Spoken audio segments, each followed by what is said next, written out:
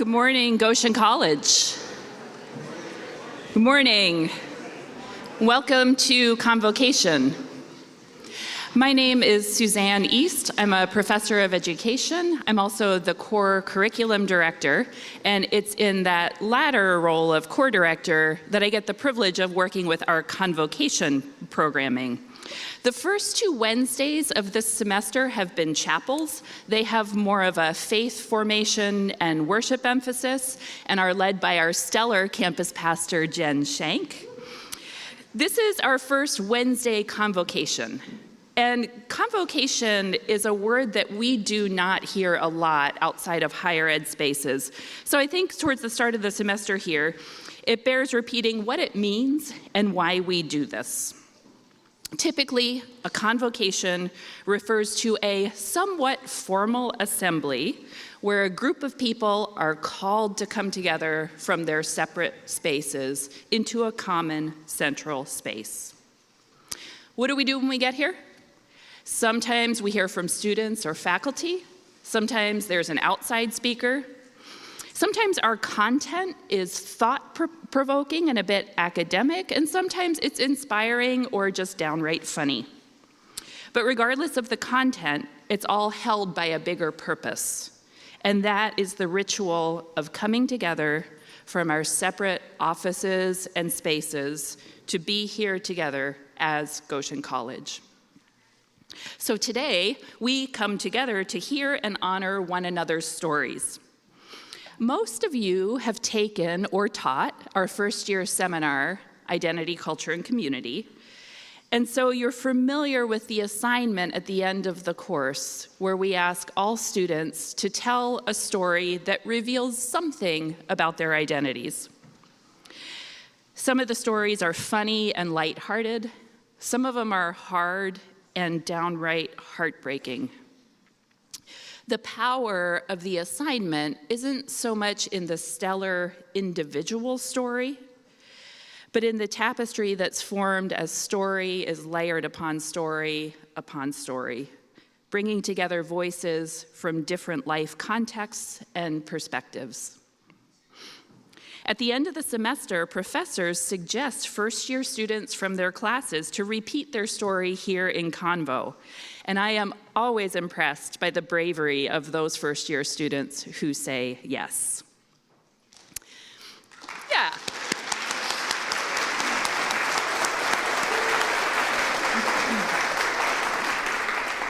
So, being up here on the stage in front of y'all is a vulnerable space, especially when you're revealing something about yourself. So I ask that you please respect our storytellers today by putting away homework, earbuds, and phones. Receive the stories being told to you as a gift, as a reminder that each one of us goes about our days with this world of experiences inside of us, informing how we encounter one another and our work. We have 5 speakers, and stories are between 4 and 6 minutes, so about 25 minutes of storytelling. After our 5th speaker, please hold your seats for a final wrap-up and dismissal. Would you help get us started in good spirit by applauding our first speaker as she comes up to the stage?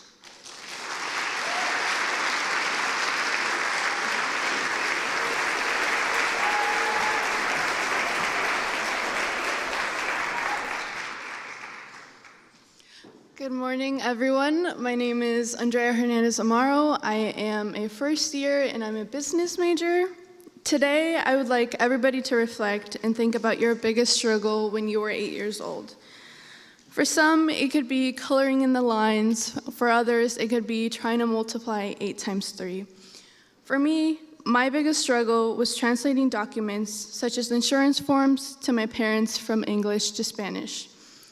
My parents are Mexican immigrants who immigrated to the United States in pursuit of achieving a stable lifestyle and income, ultimately trying to pursue the American dream. But for most, the American dream is never attained. They came here with nothing, but they managed to build a stable life for me and my sister, and they did this all with very little English-speaking skills. When I turned 5, I was enrolled in Waterford Elementary School, where I was put in special classes to help me improve my English since my first language is Spanish. Fortunately for me, I was able to retain information fairly quickly, so I only had to take these classes for about a year to a year and a half. And because of this, my parents thought that I was some super genius kid, a miracle sent from heaven, who understood both English and Spanish, making me their personal translator. When I was about 8, I was in my room, drawing next to my window, and then all of a sudden my mom rushes into my room and she shoves a phone into my face. She's like, "Take the phone!" And I'm like, "What?" She's like, "Answer the phone!" And I'm like, "Okay." So I answer the phone, and I'm like, "Hello? Hello?" And I'm like, "Hello?" He's like, "Hello, is this Maria?" And I'm like, "Nope, it's Andrea." He's like, "Okay. Well, you need to tell Maria that if she doesn't pay this insurance form, this is gonna be really bad for her." Super important information that I didn't understand because I was a kid. I was like, "Okay, what does that mean? What do you mean, what does that mean? How old are you? I need an adult. I need someone who understands English. Is there anybody who can help you, who can do that for you?" And I'm like, "Nope, it's just me. There's no one else." He's like, "Honey, that's not okay." Blah, blah, blah, blah, blah, blah, blah. More important information that I didn't understand. He's like, "Tell your mom this, blah, blah, blah, blah, blah, blah." And I'm like, "Okay, Mom." She's like, "What? What did he say? What does he want me to do?" And I'm like, "Mom, I don't know. He wants you to pay some insurance paper. I don't know what he's talking. I genuinely don't understand what he's saying." And she's like, "Andrea, just answer the phone." And I'm like, "Okay." So I pick him up, and I'm like, "Okay." I told her, and he was like, "Okay. So since you're a kid, we need an adult, someone who can speak English, so we're gonna get a translator for you, and we'll just get from right out." I'm like, "Okay." So the phone call ends, and my mom's like, "What did he say?" And I'm like, "I don't know." And she's like, "Andrea, pues ¿para qué vas a la escuela? Why do you go to school?" And so their biggest concern and their philosophy was that I was taught everything in school, which is obviously not the case. But having this burden of being the one responsible for translating things made me resent my family and my culture. I didn't hate the fact that I was Mexican, but I just deeply wished I was white. Because if I were white, I would have the responsibility to translate for my family. If I were white, we probably would be living the American dream. If I were white, we wouldn't struggle living here with all these obstacles. If I were white, things would be different, better even. But I can't change that, so I continued to carry this burden for years. A couple years later, my aunt and I went to the B&B, and of course, I was there to translate. Not only was I my parents' translator, but I was everyone's. We sat down, and we overheard a worker talking in Spanish to a Mexican family, and I was incredibly relieved to hear that there was someone who was going to take my place, to take my role. And fortunately, we were next, and we got the lady who spoke Spanish. The funny thing was, the moment we sat down and said, "Hola, ¿cómo estás?" she talked to us in English, completely disregarding our Spanish introduction. The entirety of our conversation with that lady was me struggling and trying to find ways to articulate words from English to Spanish and from Spanish to English, and she saw me struggling, but she just refused to help me.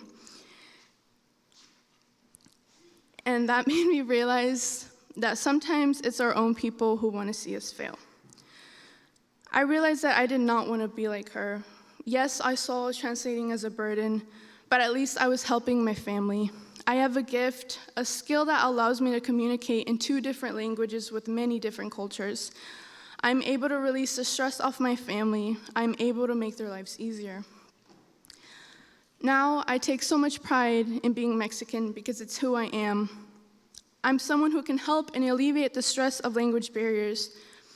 At my previous job, there are times where I saw Mexican families coming in with their children there to translate for them, and seeing the utter fear in their eyes of not knowing what to do or not knowing to say or why they were even there reminded me of my experiences. I loved unexpectedly saying, "Hola, ¿cómo están? ¿En qué les puedo ayudar?" and then seeing the utter joy and relief in their eyes, knowing that there's someone who can help and someone who's on their side. A lot of times people are like, ¿hablas español? I'm like, sí hablo español. I'm like, pues no pareces, you don't look like it. And I'm like, oh, okay. But I take so much pride in being able to help my family, to help strangers. My struggles became my strengths. I will continue to help my people, mi gente, because I understand I understand the burden of language barriers. And to my people who resonate with me, I applaud you y les digo gracias.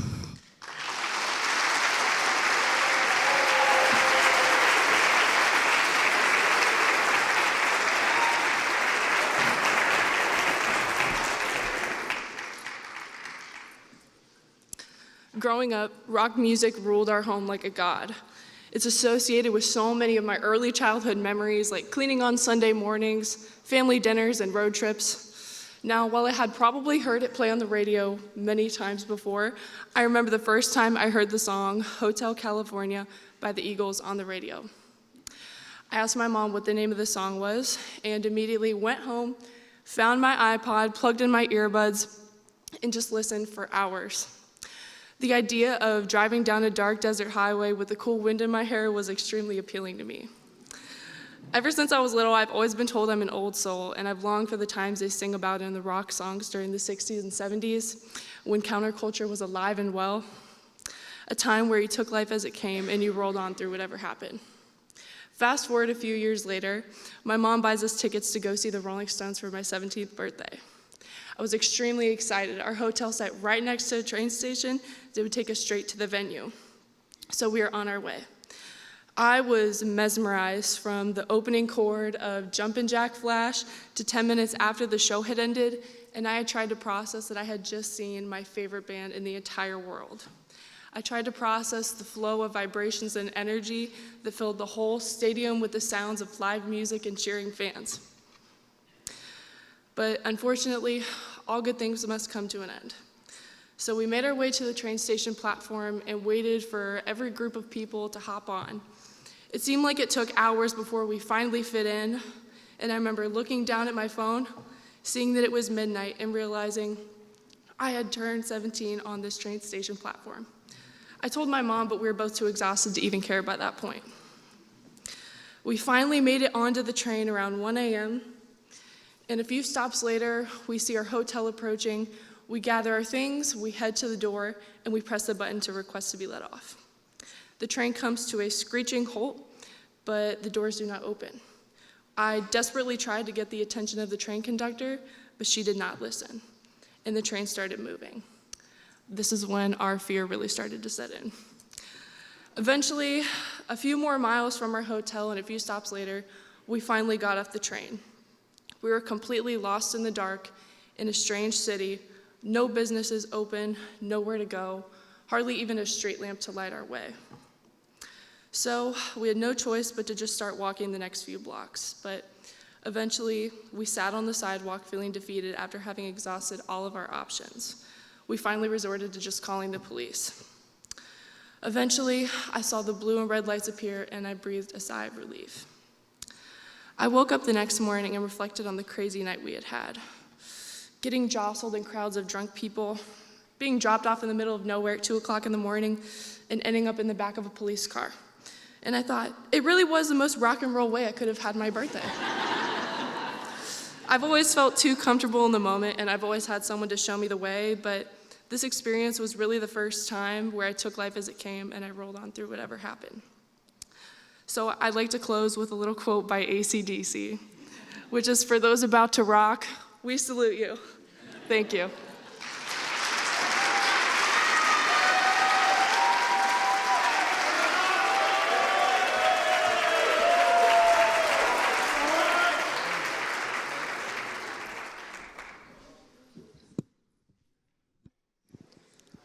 While I was walking up here to reduce my social anxiety and to motivate myself, I started singing the theme song by Rocky Balboa. Da-da-da, da-da. Anyway, for those who don't know me, and most of you don't, my name is Troy. You may have seen me walking around campus with my Iron Man arm. If you don't know who Iron Man is, look him up. I am a first-year exercise and science major from California. I do also play baseball here, and I really love snowboarding. On a more serious note, my story does contain themes of abuse, so if that triggers you in any way, please feel free to step outside. I promise you will not offend me at all. To give you a little background, if you look at the screen, this is my high school, Rancho Buena Vista. To give you the layout of this high school, it has two sections. The upper section, which contains the gym and all the classrooms, and the lower section, which contains all the sports complexes. But more importantly, it contains a green grass meadow with a fence. And on the other side of this fence, there's a highway. To begin, it is my freshman year. I'm standing at a whopping 5 foot 90 pounds, and my parents are going through a nasty divorce. There are a lot of problems back at home, so me starting this new year, it's giving me hope, a fresh start, a blank slate. The first day goes by, and it's my second period. Second period finally ends, and lunchtime hits. So I'm walking alongside the gym, and I find this nice little wooden bench. I sit down, whip around my backpack, and pull out a brown sack. This is the lunch that my dad had prepared the day before. Now in this sack, there was a ham and cheese sandwich, a lime green Gatorade, and some Lay's. Now as I'm about to take this first bite, I feel something, a presence standing behind me. And I turn around to see about a 5'8", 5'9", 160-pound kid wearing red and white Jordans, beige khaki pants, and a white polo shirt, with blonde hair and blue eyes. For the sake of the story, we're gonna call him Joel. Joel looks me dead in my eyes and tells me, "You are the smallest kid I have ever seen in my life." Then he proceeds to take my ham and cheese sandwich and throw it onto the roof along with my other lunch. Him and all of his friends standing behind him start hysterically laughing at me. And I do too, because I don't know what's happening. And as a coping mechanism, I start laughing as well. For the next 2 weeks to maybe a month, daily hazing incidents will occur, from them randomly punching me in the face in the hallway, tripping my lunch, destroying my computer, taking my backpack, or just pantsing me in front of the whole PE classroom. Now, I just thought this was new freshman hazing, so to call it, so I developed a plan. I was going to hide until they just forgot about me. So the next day, I'm walking alongside the football field, and I find this off-campus bathroom. Now, this bathroom had 2 stalls, concrete walls, plastered with graffiti, and absolutely reeked of weed. To everyone else, this is the most disgusting bathroom on the planet. But to me, this was my safe haven. So for the next week or so, I would go in there every day, sit on the floor, and just eat my lunch. Until one day, the door slams against the concrete. I just assume it's another smoker. And so I peep under the stall and see red and white Jordans. "Come out, Troy," he said, and my body began to tense. Like I had sleep paralysis when I was awake, I was frozen with fear. Until I see 2 arms reach under the stall and start to yank me. He puts me onto my back, and I start holding the bottom of this stall for dear life. But then again, I'm only 5 foot 90 pounds, so I don't put much of a fight. He yanks me right underneath his legs, and I look up at his blue eyes, filled with so much hate. And he begins to beat on me, again and again and again. This was the first real day that I thought I was gonna tell my dad about the issues back at home, until I saw him crying on the couch from the divorce. And that's when I knew that I had to man up and solve my problems on my own. So the next day, I thought of a new idea, a more permanent solution to my problem. So I was walking alongside this green grass meadow, alongside the fence, and I see this little hole in it, just big enough for me to fit through. So I crawl through, and I did it. I'm out of the school. I walk all the way up the highway, and I see the 7-Eleven. I walk inside, I buy my favorite candy, Airheads, walk out, and I find this little gas station right connected to 7-Eleven. I go up, and there's this little ledge you can lay on. I open my Airheads, pop one into my mouth, and for the first time in my life, I really felt safe. These little Airheads gave me a sense that I was finally free from the atrocities happening back at school. So I did this every day for a month on repeat.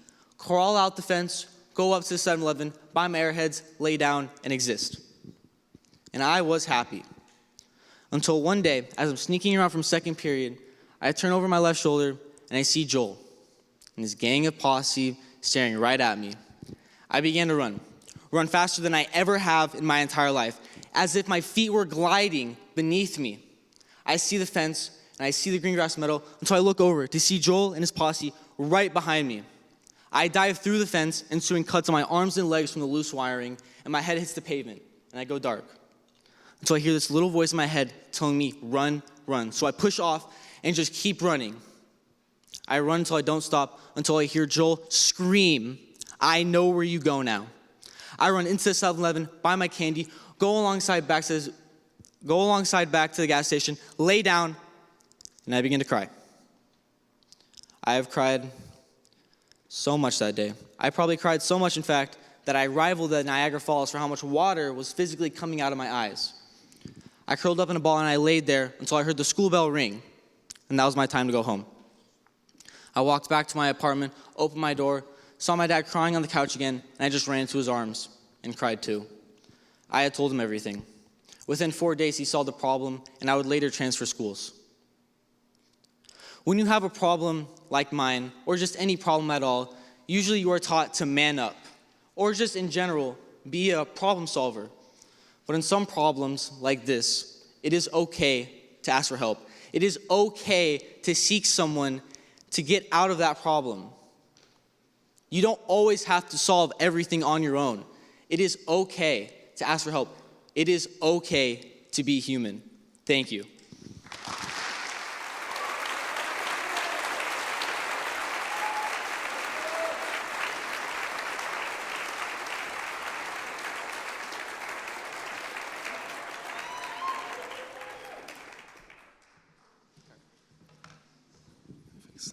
All right. Hi, my name is Javier Reyes. I'm from here, Goshen, Indiana. I'm a first-year nursing major. This might upset some people, but running, I think it's something that most of us can agree on, really sucks. I grew up playing soccer and baseball, and running laps during practice was never my favorite. I couldn't find a way to really make it fun for myself, even with the teammates and friends around me. I think that most of us can agree if we never had to run again, we probably wouldn't. Because no matter how far you go, it always seems like you end up in the same place. So let's go backwards a little bit to around 2019. It seems like it really didn't happen all that long ago. I was going into my very first year of high school as a freshman, and I followed this exact schedule. I went to school, I came back home, I did my homework, and then I played video games until it was time for bed. It was downright depressing. I kept up that schedule for a really long time, and it was really rare for me to actually do something different. I was still playing soccer, but I really wasn't taking it all that seriously. I was trapped by my own lack of initiative. I honestly thought that my plan for the future at that time, to become an engineer, was enough for me to just sit back and coast through high school, just doing enough to get through. Fast forward a little bit to December of 2020. I remember a night where I took a good long hard look at myself and my situation. I looked at the routine that I put myself in, the lack of ambition that I had, and the absence of life in me. I told myself that this wasn't what I wanted. I wanted something different, something more exciting, something to really liven up myself. So I made some small changes. I started going to the gym a little bit. I joined a club here or there just to take up some of my time. It really wasn't until a year later, at the beginning of my junior year in 2021, where I decided to do something really crazy. I decided to join cross country. It really wasn't something that I had planned on doing, but I was convinced to join by my girlfriend who thought I'd be good at it. Being completely honest, I didn't like it at all. Not at first anyways. The training was always long and hard, and we had to run a minimum of 5 miles every day, with a few exercises sprinkled in between. We even had to meet up on the weekends to run from 8 a.m. to 10 a.m. There were a lot of times where I really thought hard about skipping practice. The thought of going home, sleeping on my bed, and just staying out of the heat was so appealing to me. I kept telling myself that I had to be stronger than yesterday. I had to make it through just one more day. And in the 2 years that I ran, I never missed a single practice. Every single day, I kept telling myself, just take that one extra step. Just make one extra mile. Just finish one more practice. And then just like that, we're in October of 2022, and I'm running my final race. It's cold, there are at least 100 different people there, and already I don't feel like running. As soon as the gun goes off to mark the start of the race, my legs feel like they're made of lead. At the first kilometer, I'm focusing on keeping my breath steady. At 2, I'm already getting tired and I have to make sure I stay nice and relaxed. At 3 kilometers, I'm thinking about how fast this race is going. During most races, I tend to try and keep my mind clear and really ignore the exhaustion, since there's not much else to do. But this time, I'm thinking about all those hours I've put in, all the pain that I've endured, and all the passion that I started to gain for the sport. I'm thinking about how hard and how much I've worked just to improve by a handful of seconds each and every time. 4 kilometers in, and I'm putting everything I have left in me to finish strong. I look at all the people around me, my parents, my friends, the other racers, and just like that, I'm done. 2 years of practice, dedication are over. I never thought that I'd really like running as much as I did. And I always knew that it was a great way to exercise, but I also found that it was a great test of will. I learned that running was a commitment to myself and that I was finally taking some action in my life. I was finally gaining back some control. By the end of those 2 years, I could really see how far I had gotten since 2019. I wasn't that kid anymore. I had motivations, I had ambitions, and I felt free to do things like today. Running showed me that doing things that are really hard can really get you places. Thank you.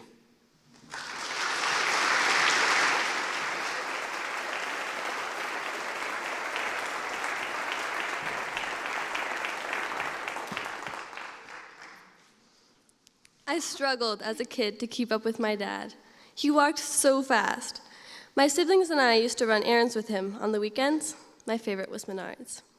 He always knew exactly what he needed and exactly where to find it. Anytime we went anywhere with my dad, he was efficient. So I learned how to be efficient too. I walk fast and I get stuff done. It's a very difficult habit to break, and one I didn't think I'd want to break until I walked with Richard. In the spring of 2021, I went on a walk that has since become a memory I hold close. It was one of those friend walks when you have really good conversations about stuff that connects you with the other person. It was early June, and I remember I wore my brown Chacos, my favorite walking shoes. I picked Richard up at his house, and we went to the dam pond. If you aren't familiar with the area, the dam pond is at one end of a trail that goes from Goshen Hospital to downtown Goshen. We got out of the car, and I locked it before we started walking. Strolling is probably a better word for the way Richard walked. I am not a strolling person. At first, I tried to match his pace, but I think I sped up a little. We ended up meeting in the middle at a good medium pace. It was pretty awkward at first. Richard and I were friends, but we weren't super good friends, and we had gone through this phase when we almost dated, so that didn't help with the awkwardness. But we enjoyed each other's company. After about half an hour of silly conversations about school and the birds we were seeing along the way, we started to warm up to each other and open up a little. It got easier to talk, and our feet fell in sync as we connected over childhood memories and our experiences of our parents being divorced. We started to have a really rich conversation, and I found myself hanging on to every word he said. Richard was someone who didn't judge, or if he did, he didn't show it. He told me about the time he fell out of the tree and how his arm hurt for a very long time after that, and about the bench he and his sister made but had to leave at their old house when they moved. When we had almost reached the end of the mill race, we turned right instead of going straight and crossed the canal. We walked up the street and turned right again past St. John's Catholic Church and the school there. He told me about the teachers he had when he went to that school and the friends he made. He also told me about the time he got to help with the church service. He was proud of that. We talked a lot, and there was never an awkward silence. Eventually, we turned around and headed back, but when we got closer to the car, I didn't want the walk to be over. So I suggested we take a detour. and another detour and another, but I ran out of trails, so we went back to the car, and I drove him home. We hung out other time over the summer, and in the fall, we went to cheer on the boys' soccer team at the sectional games. At Thanksgiving, he helped me make pie, and in the winter, we went to the formal dance together. At Christmas, when my sister had COVID, he went with me to buy her groceries. In the spring, I brought him daffodils and asked him to prom. He said he'd think about it. He was kidding. He wore a white tux to match with his friends and a black tie to match my dress, and we danced together. About a month later, the most painful thing that has ever happened to me happened. My mom told me the news through tears on Sunday morning. I screamed, tears streaming down my face and dripping off my chin. On Saturday afternoon, on May 21, 2022, Richard was shot and killed. I hardly ate for days, and what I did eat, I threw up. Months went by, and I tried to be patient with myself and not push myself to go back to the way life was before. I started to reflect on what kind of person Richard was and is, and who I want to be. Richard showed me how to slow down and notice the small things. He showed me how to be patient with myself and others. He was patient with me when I wasn't patient with myself. He showed me how to walk slowly. I still walk fast, but walking slow is something I want to do more often. When I walk to class, I like to look up and notice the world around me. It reminds me of Richard, and I feel especially grateful for him in those moments. Thank you.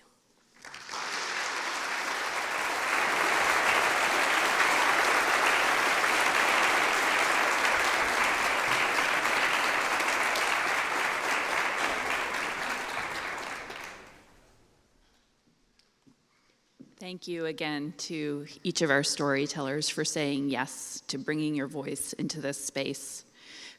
Could we applaud all 5 of them again one more time?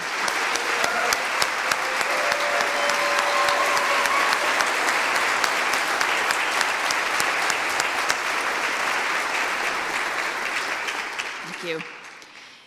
In just a minute, I'll dismiss you and invite you to come down this direction to the fellowship hall where we do have some coffee and cookies today. As I said at the beginning, being up here on stage is a vulnerable space, and so I hope you use this time to seek out our storytellers and let them know that they were heard and their story was well received. These are 5 amazing first-year students, and we are surrounded by amazing folks here at Goshen College. And so I hope you go about your day today curious about everybody's stories. You're dismissed.